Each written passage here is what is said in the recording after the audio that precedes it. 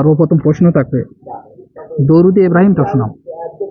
اللهم صل على محمد وعلى آل محمد كما صليت وعلى آل إبراهيم إنك حميد مجيد اللهم بارك على محمد وعلى آل محمد كما باركت على إبراهيم وعلى آل إبراهيم إنك حميد مجيد আলহামদুলিল্লাহ।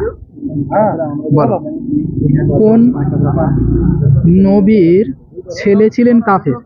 একজন নবী ছিলেন কিন্তু তার ছেলে ছিলেন কাফের।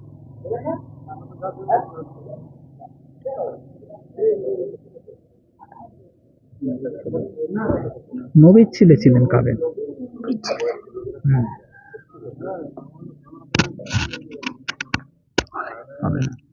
হযরতে নূহ আলাইহিস সালামের ছেলে। তোমার জন্য আরেকটা প্রশ্ন করি। এই যে এখানে একটা লোক ভাষণ দিচ্ছিল না আপনাকে, হযরতে ইউসুফ আলাইহিস সালামের বাপের নাম কি? উনি মানে ভাষণটা বেশি হয়ে যাচ্ছে, এগুলো জানা উচিত তো। ইউসুফ আলাইহিস সালামের বাপের নাম?